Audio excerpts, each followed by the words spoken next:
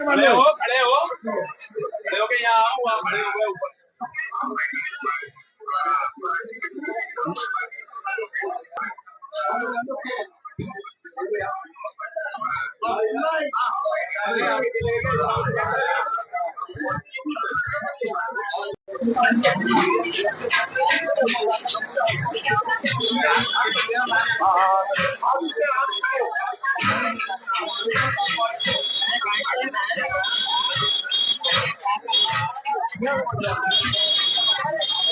लगा लो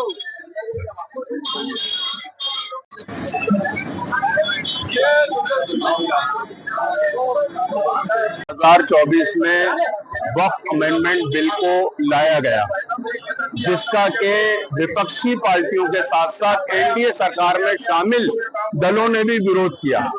उसके बाद संसदीय समिति का गठन किया गया जगदम्बिका पाल की अध्यक्षता के अंदर।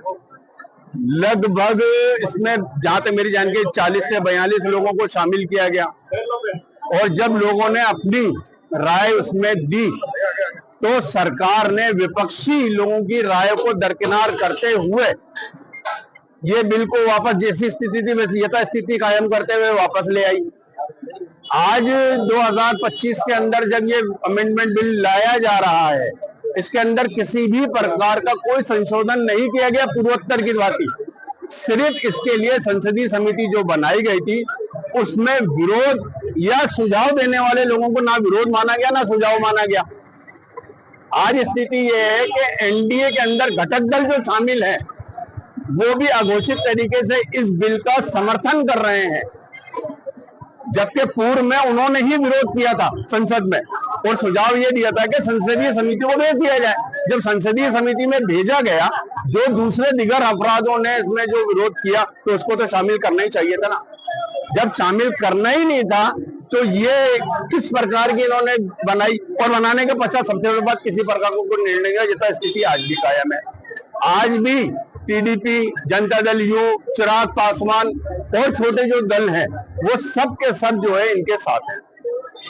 उनको इन चीजों से कोई वास्ता कोई मतलब नहीं है कि क्या हो रहा है, लेकिन वो सिर्फ सरकार में बने रहना चाहते हैं। यदि अगर वो सही में इसका विरोध करते तो सरकार के अंदर दबाव बना के इस बिल को वापस करवा सकते थे, लेकिन ऐसा कुछ किया नहीं है उन्होंने, उनकी इच्छा नहीं थी। आज जो संशोधन बिल पेश किया जा रहा है किरण रिजिजू जी के द्वारा, वो ये कह रहे हैं कि साहब ऐसा कुछ नहीं होगा, 2025 के पहले जो वो संपत्तियां हैं उनकी स्थिति यही के यही रहेगी, जबकि ऐसा कुछ है नहीं। यदि यही स्थिति रखनी थी तो इनको ये बिल लाने की आवश्यकता कहां पड़ी। चाहे कब्रिस्तान हो, वक्फ संपत्तियां हो या दिगर जो भी प्रॉपर्टीज हो, उन सभी प्रॉपर्टी के ऊपर जिस प्रकार से ये अतिक्रमण अधिग्रहण करने की कार्रवाई कर रहे हैं वो निंदनीय है।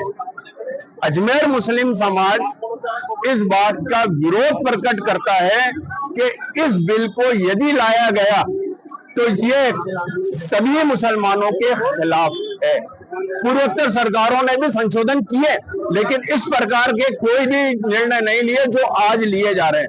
ये स्थितियां 2014 के बाद पैदा की गई हैं, और सबसे बड़ी बात यह है कि इस स्थिति को लाने की कारण क्या, वजह क्या। इनकी नीति नियत स्पष्ट नहीं है। नीति और नियत तो 2014 से खराब हो गई है, लेकिन ये सोचने विचारनीय विषय है कि जिसके तुम मालिक ही नहीं हो उसके तुम मालिक बनने कैसे जा रहे हो। कानून के जरिए ये है, ये इस तरीके का बिल लाके अधिग्रहण कर रहे हैं। केंद्र सरकार से क्या मांगे और किससे केंद्र सरकार से तो सीधी मांग ये है ना कि इसको खारिज किया जाए ना। आवश्यकता कहाँ आ रही है इसको लाने की?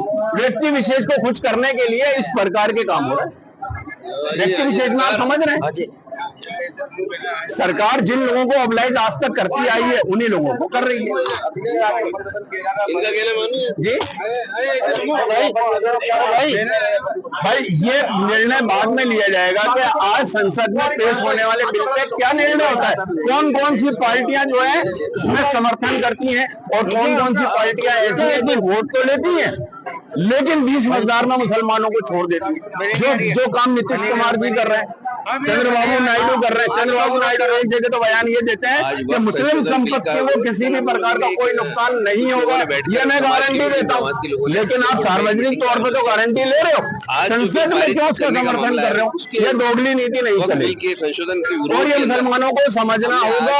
और ये हमारा मौलिक अधिकार है विरोध करना, हम किसी के कहने सुनने उस पर नहीं है, हमारा मौलिक अधिकार है विरोध करना और हम इसलिए इसका विरोध कर रहे हैं। हर गलत नीति का विरोध किया है, करेंगे, करते रहेंगे।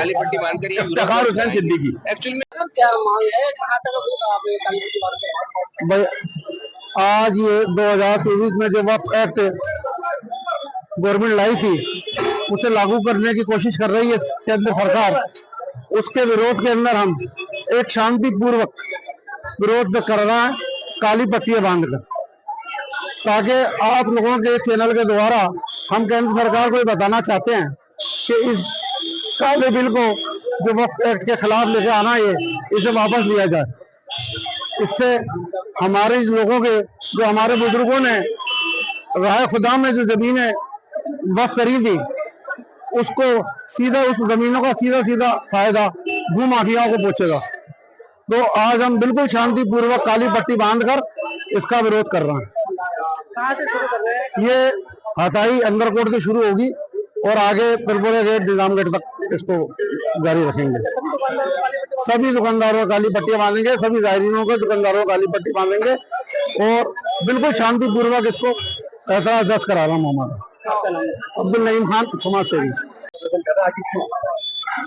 ये सरकार जो प्रॉपर्टी है वक्फ बोर्ड की, ये केंद्र सरकार जो बड़े बड़े बिजनेसमैनों को देने का वादा कर चुकी है, इस चक्कर में ये बिल लाया जा रहा है।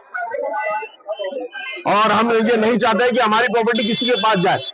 मस्जिद, मदरसे, कब्रिस्तान, आज कब्रिस्तान हमारी एक दफन होने की जगह है, अगर उसके ऊपर हमारे कागज भी होंगे तो वो कहाँ जाएंगे भैया? सरकार अगर किसी बिजनेसमैन को हमें दे दिए कब्रिस्तान भी, हम क्या करेंगे? कब्रिस्तान का मस्जिद को दे दिया या किसी अधीरे को, हमारे वक्त के अधीरे को उन्होंने दे दिया किसी बिजनेसमैन को, हम किससे लड़ेंगे? ये प्रदर्शन हमारा इस तरीके का रहेगा कि हमारे जो बड़े बड़े जो नुमाइंदे हैं जो इस वक्फ बोर्ड का समर्थन कर रहे हैं, उसके खिलाफ हमने आवाज उठाई है। ये काली पट्टी का इसका विरोध है जो आज केंद्र सरकार में बिल पेश हो रहा है, उसके खिलाफ है कि हमारे वक्फ संशोधन बिल को खारिज करा जाए। मोहम्मद इमरान खान।